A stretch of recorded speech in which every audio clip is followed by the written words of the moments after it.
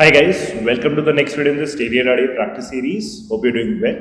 So first pause this video, try this at yourself and then proceed on with the rest of the solution. Right, now let's start reading this. So there are two football teams, A and B. They're from the same college. They play against each other frequently. During a particular year, the two teams played exactly 100 matches against each other. So the total number of matches would be 100. It is also known that the number of goals scored in any match was at most 4. The total number of goals scored in any match, that is the two teams combined, that total is at most 4.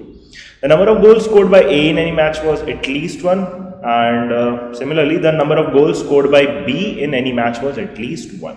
So A and B का minimum 1 goal होना चाहिए minimum, and the total number of goals is actually fixed at 4. So there are very limited possibilities: 1-1, 1-2, 2-1, maybe 1-3, 3-1, and so on. Right? These are the different kinds of possibility. Maybe there are also ties, for example, 1-1 and 2-2. We'll list that down. So there are very limited possibilities. So we'll have to work around that. That is the first thing that comes into my mind while reading this particular part of this paragraph. Right, the following information is known about the number of goals scored by the two teams in each match. There are certain kinds of matches. Now, on what basis I am saying there are certain kinds of matches? So there are some matches, right? There are total 100 matches. Out of those 100 matches, there are some matches in which A has scored, let's say, 1 goal and B has scored 1 goal, because a minimum of 1-1 has to be scored by both the teams. Then there will be some games out of these 100 in which A would have scored 1 goal while B would have scored 2 goals. There will be some other matches. There will be matches where A scored, let's say, 2 goals and B would score, let's say, 1 goal, and so on. For each of these possibilities, we'll have to have certain number of matches. And if you read these statements are specifically about these matches. The number of matches that A won was 27 more than the number of matches in which B scored at least 2 goals. The number of matches that ended as a draw was the same as the number of matches in which A scored exactly 1 goal. So these are the different relation between all the variables we are actually going to take. Right, so where do I start this from? Now, सबसे पहले क्या करते हैं? Let's write down all the possibilities of the different score lines possible. Right, जैसे A and B के कितने possible score lines हो सकते हैं विद द गिवन कंडीशंस की हर टीम का एटलीस्ट 1 गोल होना चाहिए और max to max total number of goals add up करके 4 होना चाहिए. So the different kind of score lines are possible. Or 1-1 के साथ 2 हो सकता है, एट मैक्स 4 आ सकता है टोटल एडिशन. सो 1 के साथ 3 भी हो सकता है, but it can not go beyond that. Then 2 के साथ 1 आ सकता है, 2 के साथ 2 आ सकता है, 2 के साथ 3 नहीं आ सकता बिकॉज फिर 5 हो जाएगा, एंड फाइनली 3 के साथ 1 आ सकता है. These are the different kind of score lines. Now what I will do is I'll use variables now. तो मैं वेरिएबल यूज करके ऐसे बोलता हूँ कि नंबर ऑफ मैचेस इस वाले स्कोर लाइन के A हैं, इस वाले स्कोर लाइन के B हैं, इस वाले स्कोर लाइन के C, इसके D, इसके E and इसके F. So these are the different kind of equations I'm interested in making. Right, now what I will do is I'll read all these statements one by one and connect all these variables through these equations. Let's start with the first one. They say the number of matches that A1 was 27 more than the number of matches in which B scored at least 2 goals. So A1 कौन सा match हो जाएगा आपका जिसमें A का B से ज़्यादा है, that is D and F. So D plus F. This is 27 more than the number of matches in which B scored at least 2 goals. B scored at least 2 goals in what? ये B matches, C matches and E matches. So 27 plus B plus C plus E. This is the first part of this. Second, the number of matches that ended as a draw. The number of matches that ended in a draw is A plus ये 2-2 वाला score line, that is A plus E. This was the same as the number of matches in which A scored exactly 1 goal. So A scored exactly 1 goal, that is A plus B plus C. So A plus B plus C. So this A will actually get cancelled out and E will actually be equal to B plus C. That is the second equation. Third, the number of matches in which the difference in the number of goals scored by the two teams was at least 2. So difference has to be at least 2. Difference at least 2 मतलब 2 भी हो सकता है, 3 हो सकता था, but यहाँ पे कहीं पे भी डिफरेंस 3 का नहीं है. तो एक्जैक्टली 2 डिफरेंस के मैचेस देख लो. तो ये हो गए 1-3 वाला स्कोर लाइन और 3-1, that is C and F. So C plus F. Now C plus F was twice the number of matches in which goals were scored in total. So twice of 3 in total वाले games. So 1-2 वाला हो जाएगा और 2-1 हो जाएगा. That is C plus F is actually equal to B plus D. That is the third statement. Okay, now the fourth point, the sum of the number of matches that A did not win and those it won by at most 1 goal. So कौन कौन से matches रहेंगे which did not win? तो या तो tie वाले ले लेंगे. टाई वाले कौन कौन से? ये दोनों हुए.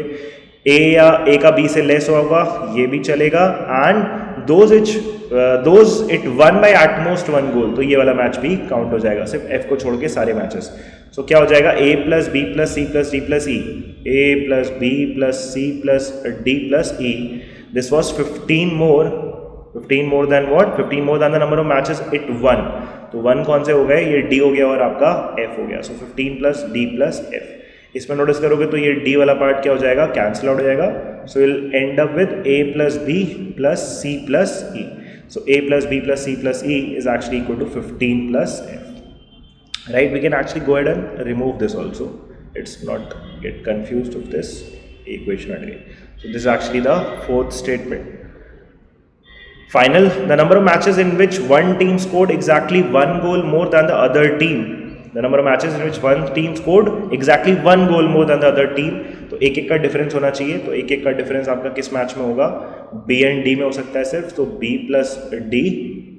This was 20 less than the number of matches in which one team scored exactly 2 goals more than the other team. 1-3 and 3-1 से 20 less. So 1-3 and 3-1 की matches are C and F. So C and F से कितना less? 20 less.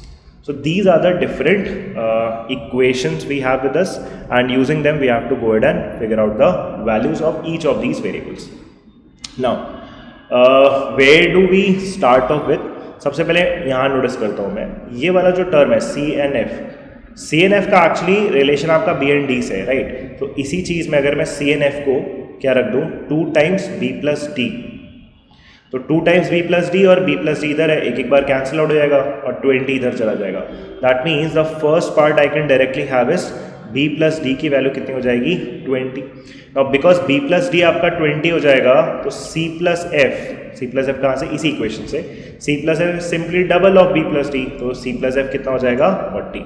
And if you realise there is an indirect statement also, that is the sum of all these variables A plus B plus C plus D plus E plus F. All of these add up to this 100 total number of matches. अब इसमें B plus D और C plus F पता है, B plus D और C plus F पता है, तो क्या बच गया? A and E. That means E and A का सम भी कितना हो जाएगा? 40. This is the value we have. Right? Now अब आगे कैसे प्रोसीड कर सकते हैं यहाँ पे? तो जैसे कि अगर मैं अपनी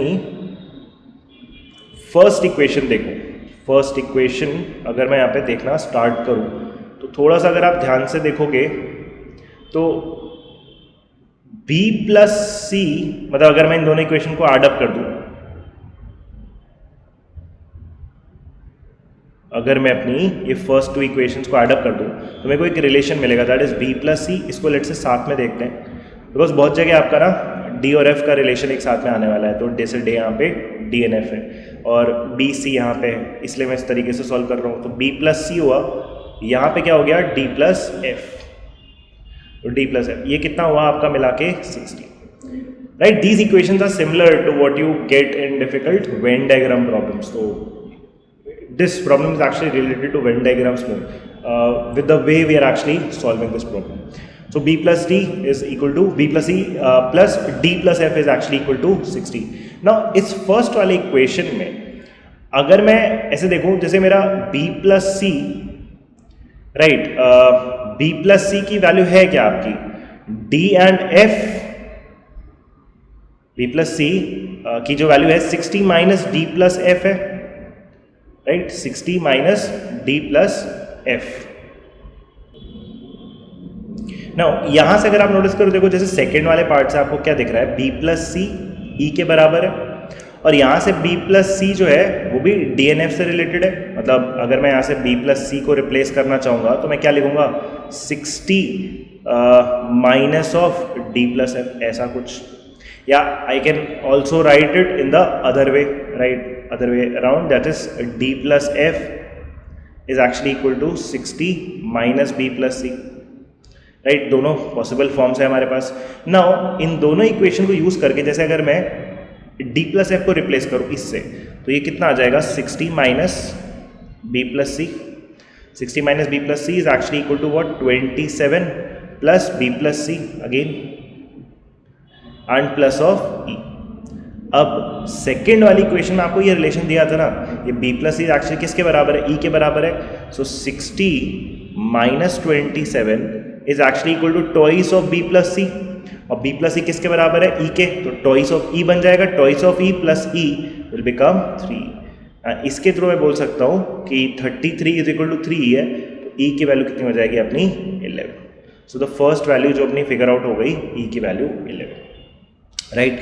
अभी E11 आ गया, तो अब E11 और अगर आप नोटिस करो A and E का रिलेशन आपको दिया हुआ है, A and E हमेशा कितना होता है 40। सो E अगर 11 है तो A कितना हो जाएगा 29। So this is 29। Now let's proceed further, कुछ और कलर यूज करते हैं। लेट्स से जैसे कि मेरे पास ये फोर्थ वाला जो equation this a plus B plus C plus E is equal to 15 plus है। नाउ मुझे क्या दिख रहा है यहाँ पे, जैसे कि a और e अगर आप नोटिस करो, a और e की तो वैल्यू आपको पता ही है, a और e का एडिशन कितना है 40, और b प्लस सी जो है, b प्लस सी क्या है e के बराबर है। So a plus e was 40, I will write this down here 40 plus b plus c, और b प्लस सी कितने के बराबर हो, e के बराबर, और e कितना है 11, तो 40 प्लस 11 हो जाएगा पूरा left hand side, and this is actually equal to 15 plus f।